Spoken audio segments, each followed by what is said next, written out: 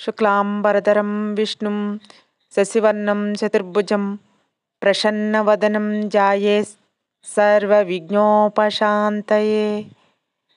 గురుర్బ్రహ్మా గురుర్విష్ణుః గురుర్దేవో మహేశ్వరః గురుస్సాక్షాత్ పరబ్రహ్మ తస్మై శ్రీ గురవే నమః.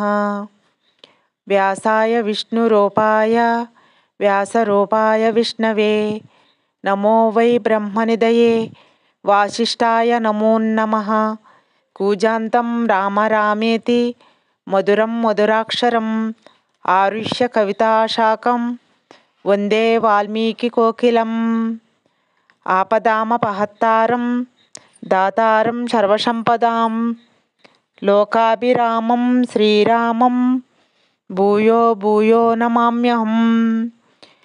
గోష్పతీకృతవారసిం మసకీకృతరాక్షసం రామాయణ మహామాలరత్నం వందే అనిలాత్మజం.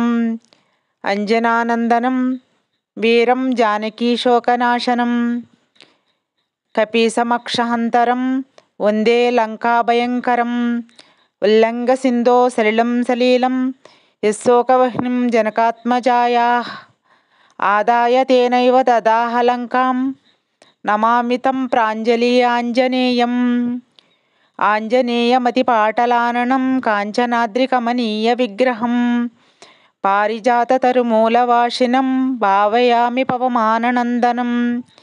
ఎత్ర ఎత్ర రఘునాథకీర్తనం తత్ర తత్ర కృతమస్తకాంజలిం బాష్పవారి పరిపూర్ణలోచనం మారుతిం నమత రాక్షసాంతకం. మనోజవం మారుతతుల్యవేగం జితేంద్రియం బుద్ధిమతాం వరిష్టం వాతాత్మజం వానరాయుధముఖ్యం శ్రీరామదూతం శిరసా నమామి. శ్రీరామాయ నమః. శ్రీ వాల్మీకి సంపూర్ణ రామాయణం అయోధ్యకాండం. భరతుడు మేనమామ ఇంటికి వెళ్ళుచు ప్రేమతో శత్రుఘ్ని కూడా తీసుకువెళ్ళాను. అచట మేనమామచే మిక్కిలి ప్రేమతో చూడబడుచు తమ్ముడు తాను సుఖముగా నుండిరి. వారిరువురకును వృద్ధుడగు తండ్రి దశరథుడు గుర్తుకు వచ్చెను.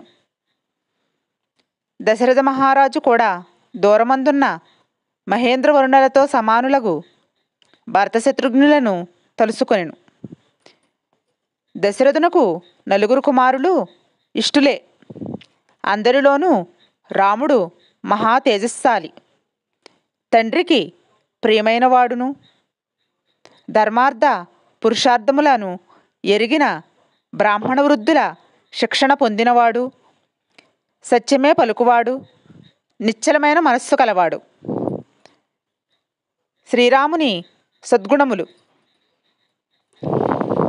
సుఖదుఖములను ఇతరులకు తెలియపరచని ఆకారము కలవాడు, ఆలోచనను రహస్యముగా ఉంచువాడు,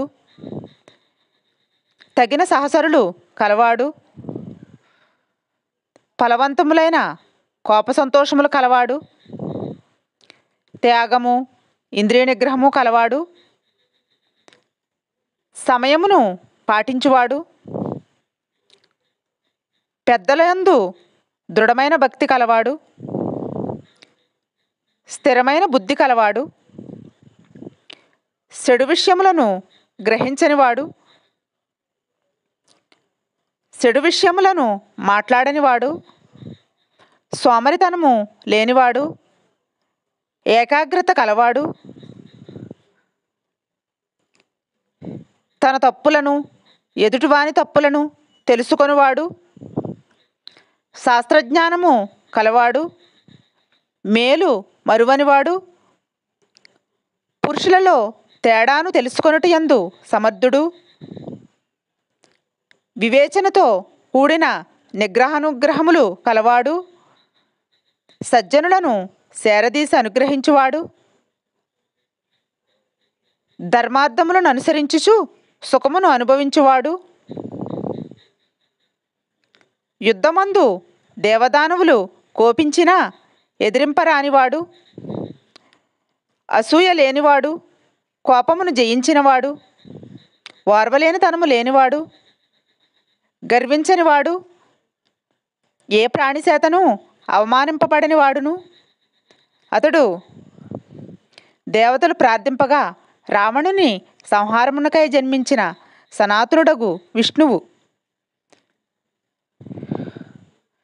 అమిత తేజస్శాలియౌ ఆ పుత్రునితో కౌసల్య దేవేంద్రునితో అదితి వలె విరజిల్లెను. అతడు అత్యంత సుందరుడు, పరాక్రమవంతుడు, అసూయ లేనివాడు. లోకంలో రామునికి సాటి అయినవాడు లేడు. గుణములలో దశరథుడు సాటి వచ్చును. అతడు నిత్యము ప్రశాంతమైన మనస్సు గలవాడు, మృదువుగా మాట్లాడువాడు. కఠినముగా ఎదుటివాడు మాట్లాడినా అట్లు మాట్లాడనివాడు. ఎప్పుడో చేసిన ఒక్క ఉపకారమునకే సంతోషించుచుండువాడు. 100 అపకారములు చేసినా వాటిని తలచనివాడు. శీలమందు, జ్ఞానమందు, వయస్సునందు పెద్దలైన సజ్జనులతో సంభాషించుచుండువాడు. బుద్ధిమంతుడు, మధురముగా మాట్లాడువాడు, ముందుగా మాట్లాడువాడు, ప్రియముగా మాట్లాడువాడు. పరాక్రమవంతుడు, గర్వము లేనివాడు, అసత్యము పలుకనివాడు, ప్రజలచే ప్రేమింపబడువాడు. దయగలవాడు, కోపమును జయించినవాడు, బ్రాహ్మణులను పూజించువాడు, దీనుల ఎడల దయగలవాడు, ధర్మము తెలిసినవాడు, ఇంద్రియ నిగ్రహము కలవాడు, పరిశుద్ధుడు, కులమునకు తగిన బుద్ధి గలవాడు, తన క్షత్రియ ధర్మమును అభిమానించువాడు. ఉత్తరోత్తర యుక్తులలో బృహస్పతి వంటి వక్త, దేశకాలములను ఎరిగినవాడు. రాజపుత్రుడైన ఆ రాముడు ప్రజలకు శరీరము వెలుపలి ప్రాణముగా ఉండెను. అతడు సాంగవేదవేత్త, ధర్మార్థ కామములను తత్వమెరిగినవాడు, గుప్తమంత్రుడు, అమోఘమైన క్రోధము హర్షము కలవాడు. గుర్రములను ఏనుగులను స్వారీ సేటుయందు దక్షుడు. యుద్ధరంగమున దేవతలకేని ఎదిరింపరానివాడు. ముల్లోకములు అందలి ప్రాణులకు ఇష్టుడైనవాడు. బృహస్పతి వంటి బుద్ధిశాలి, ఇంద్రుని వంటి పరాక్రమవంతుడు, సర్వ ప్రజలకు ప్రియమైన గుణములతో కిరణములుచే సూర్యుడి వలె ప్రకాశించుచుండెను. ఇట్టి సత్ప్రవర్తన ఎదిరింపరాని పరాక్రమం గలవాడు. అట్టి శ్రీరామచంద్రుని సమస్త భూమండలము రాజుగా కోరినది. వృద్ధుడైన దశరథునకు తాను జీవించి ఉండగా రాముడు రాజు కావాలనని ఉబలాటము. ఈ సంతోషమే అతని మనస్సునంతను వ్యాపించెను. నా ప్రియపుత్రుడైన రాముడు ఎప్పుడు అభిషిక్తునిగా సూతునా అని దశరథుని మనస్సునందు గల అభిలాష. తన కుమారుడు ప్రజల అభివృద్ధి కోరువాడు, అన్ని ప్రాణులందు దయగలవాడు. నాకంటే లోకమున ఎక్కువ ప్రియమైనవాడు, పరాక్రమమున యమదేవేంద్రుల వంటివాడు, ధైర్యమున పర్వతము వంటివాడు, నాకంటేనూ గుణవంతుడు. ఈ వయస్సులో ఇట్టి నా కుమారుని చక్రవర్తిగా చూసి స్వర్గమునకు పోవలనని దశరథుని ఆరాటం. అంతటి మంత్రులతో ఆలోచించి రాముని యువరాజు చేయదలిసెను. అనేక నగరములందుండు సామాన్య జనులను ప్రధానులకు వారిని పిలిచి వారిని సత్కరించెను. కానీ కేకాయ మహారాజును జనక మహారాజును మాత్రము తొందర వలన పిలువలేదు. ఈ ప్రియవార్త తరువాత తెలుసుకొందురని తలసి రాజు దశరథుడు కూర్చుని ఉండగా తక్కిన రాజులందరూ వచ్చి అనేక విధములగు ఆసనములపై రాజునకెదురుగా కూర్చునిరి. గౌరవింపబడి వినయముతో కూడిన రాజులతో దేశ ప్రజలతో చుట్టబడిన దశరథుడు దేవతలతో ఇంద్రుని వలె ప్రకాశించెను. దశరథ మహారాజు సభనంతనుద్దేశించి మేలోన గూర్చునట్టి మాటను దుందబీ ధ్వని వలె గంభీరమైన కంఠస్వరంతో ఇట్లు పలికెను. నా రాజ్యము మీకు తెలిసినదే. మా పూర్వులు పుత్రతుల్యముగా పరిపాలించిన రాజ్యమును నేను కూడా మా పూర్వుల మార్గమును అనుసరించి శక్తి కొలది ఈ రాజ్యమును పాలించి తిని. సమస్త లోకము నాకు మేలు చేకూర్చుచు ఈ శరీరము వెళ్ళగొడుగు నీడన శిథిలమైనది. నేను విశ్రాంతిని కోరుచున్నాను. ఇప్పుడు ప్రజల మేలునకై బ్రాహ్మణ శ్రేష్ఠులందరి అనుమతితో నా పుత్రుని రాజుననర్పగోరుచున్నాను. నా కుమారుడు సమస్త గుణముల చేతను నా వంటివాడు. పరాక్రమమున దేవేంద్రుడంతటి వాడు. అతనిని యవరాజ్యమందు నియమించదలుచుచున్నాను. లక్ష్మణునికి అన్నయ్య అయిన అతడు మీకు తగిన ప్రభువు. అతడు ముల్లోకములకు ప్రభువు. ఈ భూమండలమును వీనికి అర్పించి నేను శ్రమలేని వాడు నగుదును. నా ఈ ఆలోచన మంచిదైనచో మీరందరూ అనుమతింతురుగాక. నాకిది ఇష్టమైన పని. ఇది మేలోనర్చునో కాదో ఆలోచింపుడు అని పలుకుచున్న దశరథ మహారాజును రాజులందరూ అభినందించిరి. మేఘము వర్షించుచుండగా గర్జించు నెమళ్లవలే సంతోషంతో నిండిన ప్రేమపూర్వకమగు సమ్మతి ధ్వని మిన్నుముట్టెను. బ్రాహ్మణులు, సైన్యాధికారులు, పౌరజానపదులు అందరూ దశరథునితో ఇట్లనిరి. మహారాజా, మీరు వృద్ధులైతిరి. ఆ రాముని యువరాజుగా పట్టాభిషిక్తుని చేయుడు.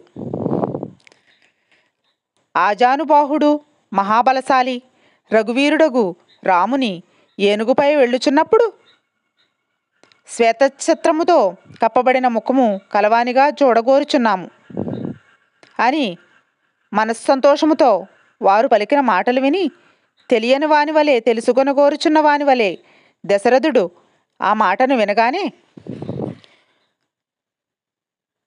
రాముని మీరు రాజుగా కోరుచున్నారు.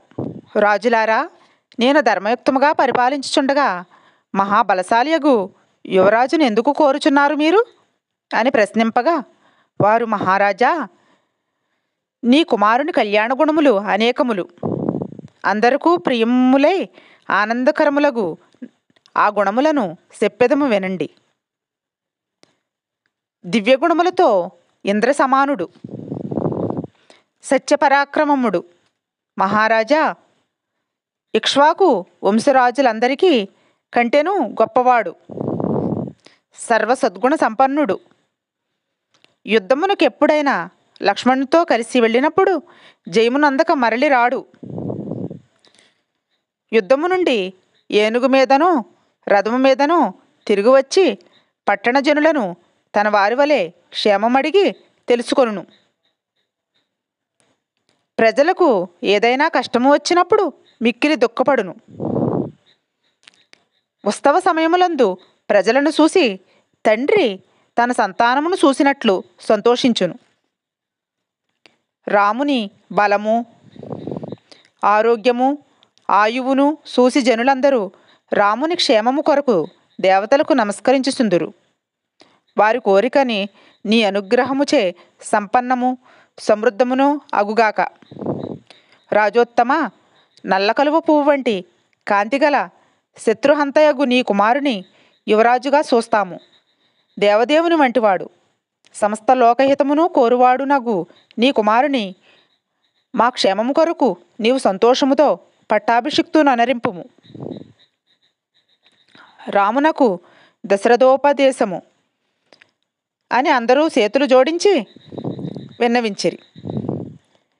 దశరథ మహారాజు వారికి మిక్కిలి ఇష్టమైనట్టియు మేలు కలుగజేయు మాటను ఇట్లు పలికెను. నా పెద్ద కుమారుని యవరాజ్యాభిషేకమును కోరుచున్నారు గాన ఇది చైత్రమాసము, పవిత్రమైనది, వనములన్నీయు పుష్పించు సమయము. రాముని యువరాజుననొచ్చుటకు అన్నిటినీ సిద్ధము చేయండి అని వశిష్ఠ వామదేవులు వినుచుండగా చెప్పాను.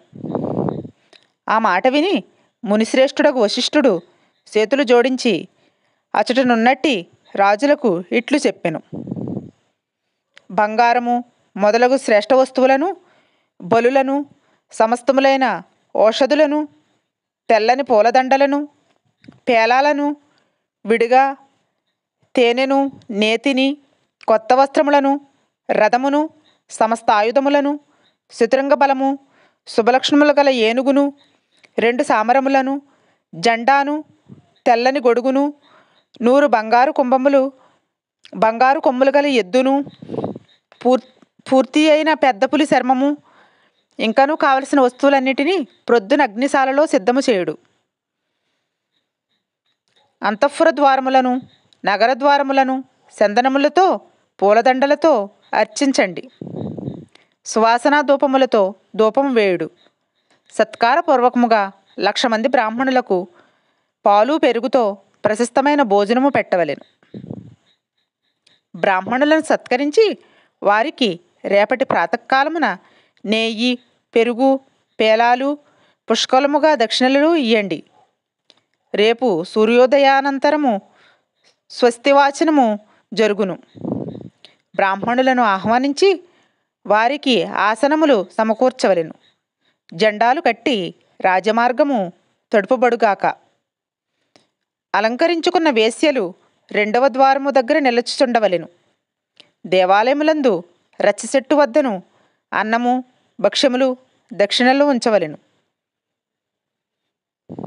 పొడవైన కత్తి, చేతి తొడుగులు, మంచి వస్త్రములను ధరించిన వారుండవలెను అని వశిష్ఠ వామదేవులు ఆయా పనులయందు వారిని ఆజ్ఞాపించి పనులను పూర్తి చేసితమని మహారాజు దశరథునకు తెలియజేసిరి. అంతట బుద్ధిశాలియగు దశరథుడు శ్రీరాముని త్వరగా తీసుకుని రమ్మని సుమంత్రుని ఆజ్ఞాపించెను. అతడు అట్లే అని పలికి రాజాజ్ఞను అనుసరించి మహారథికుడైన రాముని రథము మీద కొని వచ్చెను. అచ్చడు దశరథునితో పాటు తూర్పు పడమర దేశపు రాజులు, దక్షిణోత్తర దేశరాజులు, మ్లేచ్చులు, అడవులలో కొండలపై నుండి రాజులును, దేవతలు దేవేంద్రుని వలె దశరథుని సేవించుచుండిరి. ఆ రాజులందరి నడుమ రాజర్షి దశరథుడు దేవతల మధ్య దేవేంద్రుని వలె రాజప్రసాదమందున్నవాడై వచ్చుచున్న ప్రసిద్ధమైన పౌరుషము గల గంధర్వరాజు సమానుడగు కుమారుని చూసెను. అతడు ఆజానుబాహువు, మహాబలశాలి, మదపటి ఏనుగు వలె టీవీగా నడుచువాడు, చంద్రుని వలె అందమైన ముఖము కలవాడు, మిక్కిలి చూడతగిన సౌందర్యశాలి, రూపౌదర్యాది గుణములచే కన్నులను మనస్సును ఆకర్షించుచున్నవాడు, గ్రీష్మాకాలముచే తప్పించు ప్రజలను మేఘము వలె ఆహ్లాదింపచేయుచున్నవాడు. అట్టి కుమారుని ఎంత చూసినను తండ్రికి తృప్తి కలగలేదు. శ్రీరాముని సుమంత్రుడు రథము నుండి దింపి తండ్రి సమీపమునకు నడుచుచున్న వానిని చేతులు జోడించి వెనుక అనుసరించి వెళ్ళెను. కైలాస పర్వత శిఖరము వలెనున్న రాజప్రసాదమును తండ్రిని చూచుటకై సుమంత్రునితో పాటు ఎక్కెను. రాముడు తండ్రిని చూసి చేతులు జోడించి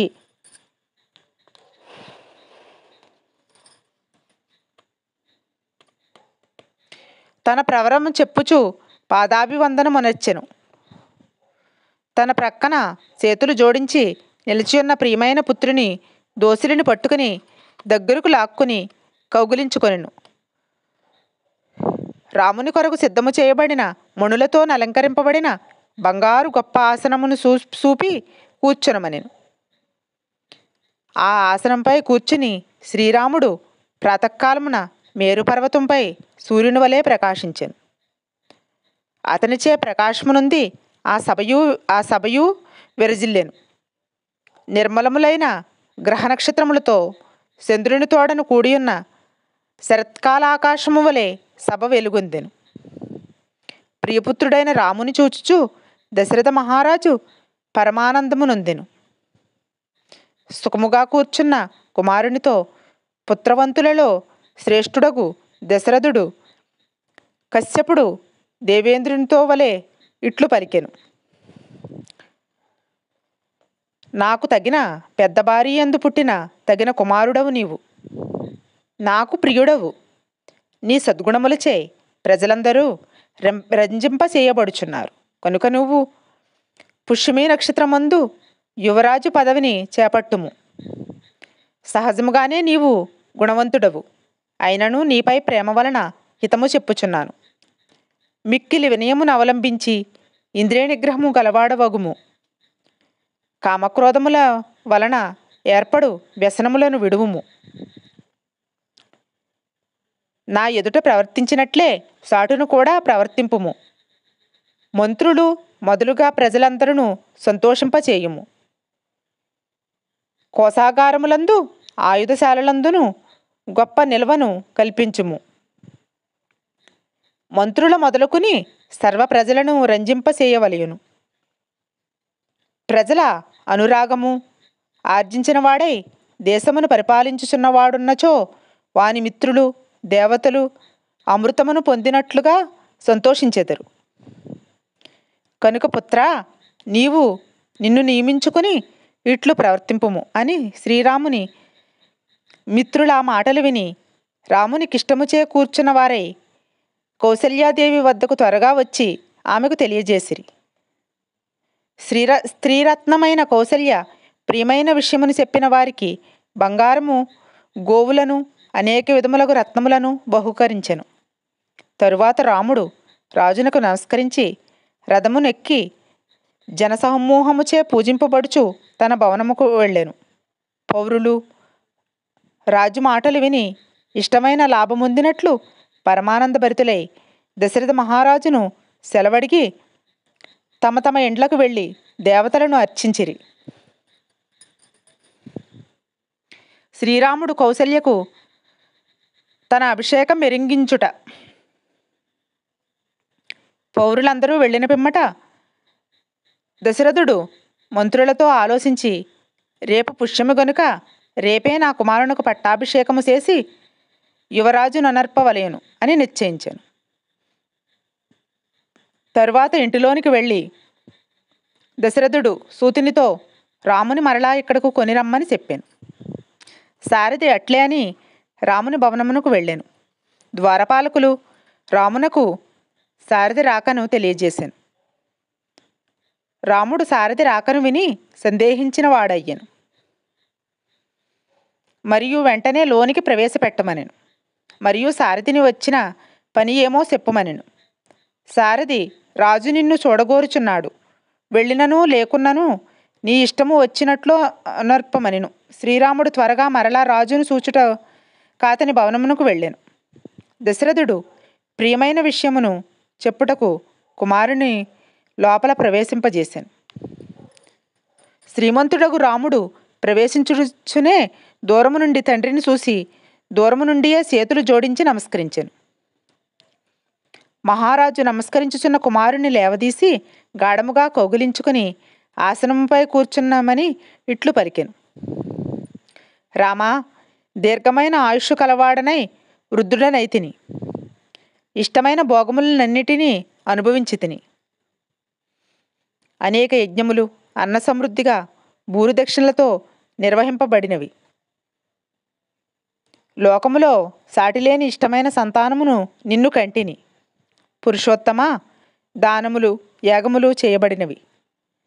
అమూల్యములైన విషయములు చదువబడినవి. ఇష్టములైన సుఖములను అనుభవించి తిని.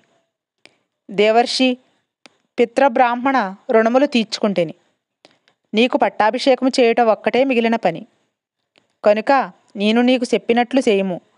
నేడు ప్రజలందరూ నిన్ను రాజునుగా చూడదలుచున్నారు. కనుక కుమారా, నిన్ను యువరాజుగా అభిషేకింపగలను. మరియు నేడు రామా, అమంగుళములైన కలలు చూసి తిని. ఉల్కాపాతము మొదలగుని నిమిత్తములు రాజు యొక్క మరణమును గొప్ప ఆపదను సూచించుచున్నవి.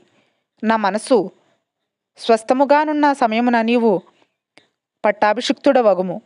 ప్రాణుల బుద్ధి సంచలము కదా. రేపు పుష్యమి నక్షత్రముతో చంద్రుడు కలిసి ఉండునట్టి పవిత్ర సమయమున పట్టాభిషిక్తుడవగుము. మనస్సు నన్ను తొందర పెట్టుచున్నది. రేపు నిన్ను యువరాజు పదవి యందు అభిషిక్తుని చేసేదను. కనుక నేటి రాత్రి మనోనియమముతో నీవు ఉపవాసముండి దర్భలపై పరుండవలెను. నీ స్నేహితులు ఏమరిపాటు లేనివారై నిన్ను అన్ని విధములా రక్షింతురుగాక. ఇట్టి పనులు అనేక విఘ్నములు సంభవించుచుండును. భరతుడు ఇక్కడ లేకుండగానే సమయము లేదు గనుక నీకు అభిషేకము జరుగువలేను. నీ సోదరుడు భరతుడు సజ్జనుల నడువడి గలవాడు, పెద్దలను అనుసరించి ఉండువాడు, ధర్మాత్ముడు, దయగలవాడు, జితేంద్రియుడు అయినను మనుష్యుల మనస్సు ఎల్లప్పుడూ ఒక విధముగా ఉండదు అని పలికి రేపటి పట్టాభిషేకమున కనుమతి తెలిపి వెళ్ళవచ్చునెను. శ్రీరాముడు తండ్రికి నమస్కరించి తన భవనమునకు వెళ్ళాను. వెంటనే తల్లి అంతఃపురమునకు వెళ్ళాను. అక్కడ పట్టుసీర కట్టుకుని నియమవతిగా వాజ్ఞాయము కలిగి దేవగృహమున లక్ష్మిని ప్రార్థించుచున్న తల్లిని చూశాను. అంతకు పూర్వమే అక్కడకు సుమిత్రా లక్ష్మణులు వచ్చి ఉండిరి. ప్రియమైన రామపట్టాభిషేకమును విని సీత కూడా అక్కడకు రావింపబడినది. అప్పుడు కౌసల్య కన్నులు మూసుకున్నదై ఉండెను. సీతాసుమిత్ర లక్ష్మణులు వెనుక కూర్చుని ఉండిరి. పుష్యమి నక్షత్రమున కుమారుని పట్టాభిషేకమని విని ప్రాణాయామముతో జనార్దన పరమాత్మను ధ్యానించుచుండెను. అట్లు నియమముతోనున్న తల్లికి నమస్కరించి దగ్గర చేరి ఆమెను సంతోషపెట్టుచు ఈ మాటను పలికెను. అమ్మా, తండ్రి నన్ను ప్రజలను పాలింపుమని నియమించెను. మా తండ్రి శాసనానుసారము రేపు నాకు పట్టాభిషేకము జరగగలదు. సీతయు నేనును ఈ రాత్రి ఉపవాసము చేయవలేను. ఉపాధ్యాయులు ఇట్లు చెప్పిరి. తండ్రి నాతో అనెను, ఈ విషయమున రేపు జరగబో పట్టాభిషేకమునకు తగిన మంగళకృత్యములను నాకును సీతకును జరిపించుము.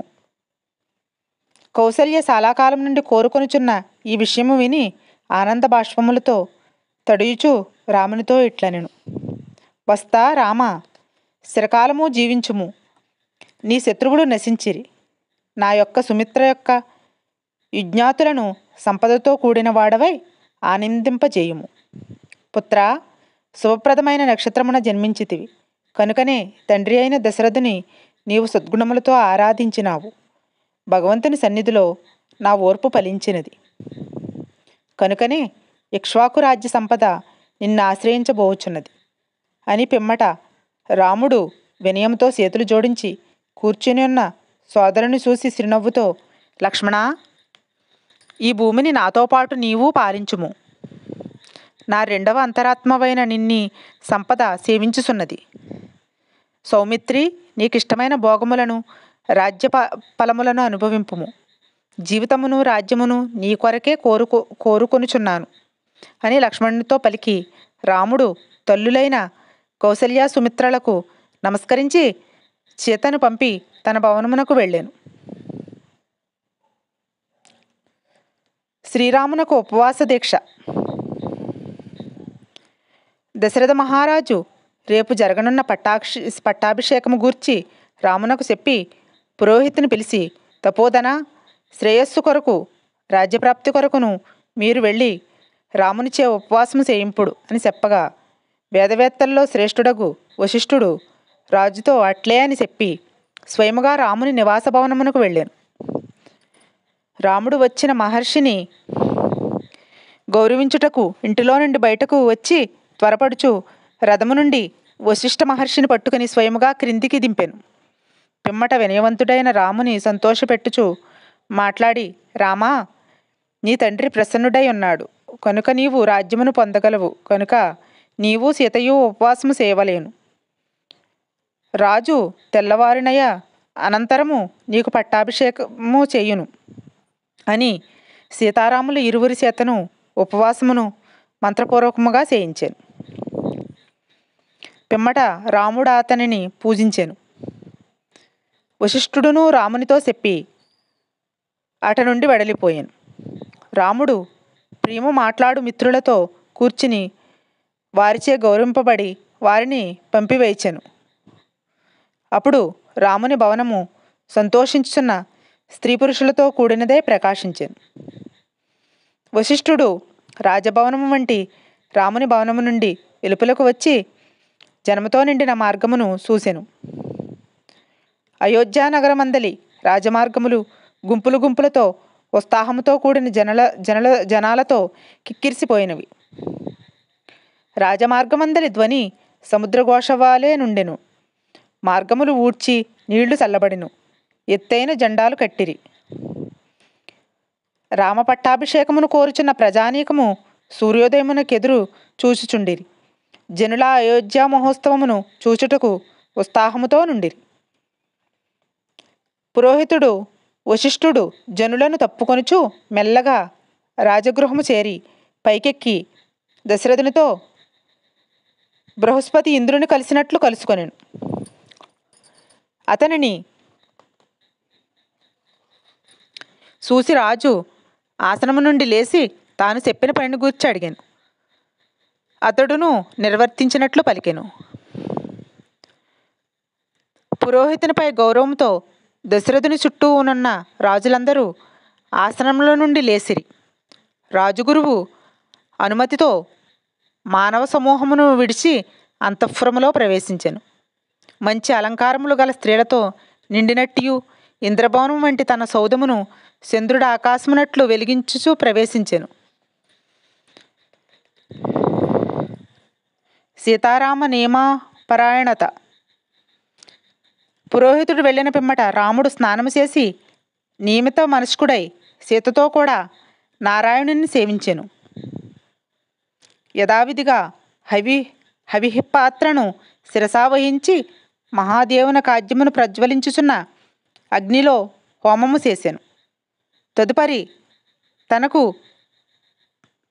ప్రియమును ఆకాంక్షించి మిగిలిన అవిష్యును భుజించి పరసబడిన దర్భాసనముపై దేవుడగు నారాయణుని ధ్యానించుచు సీతాదేవియు తానును మౌనముతో రాముడు విష్ణాలయమున శయనించి తెల్లవారుటకు ఒక జాము ముందు మేల్కొని ఇంటికి చక్కగా అలంకారము చేయించాను.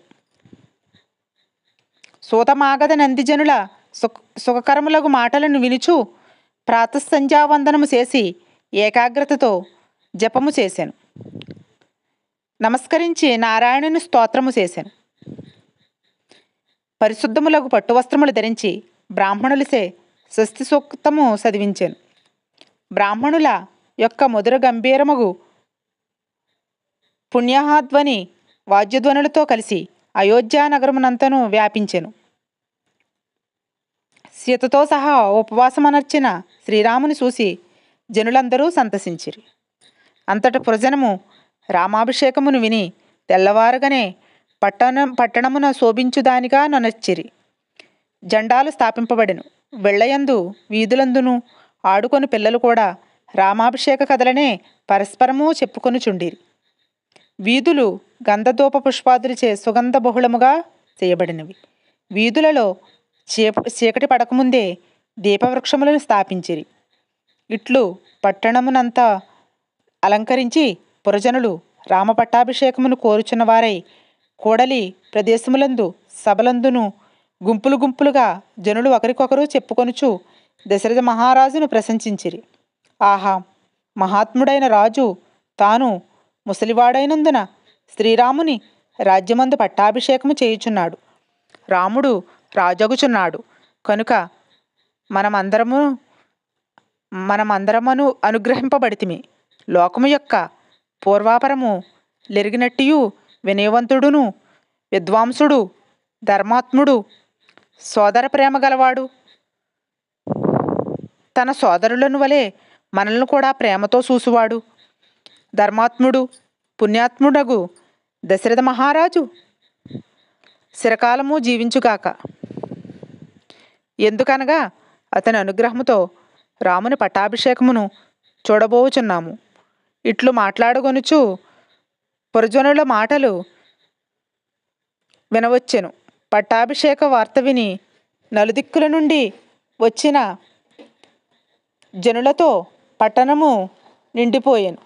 వారి మాటల ధ్వని సముద్రఘోష వలె వినవచ్చుచుండెను.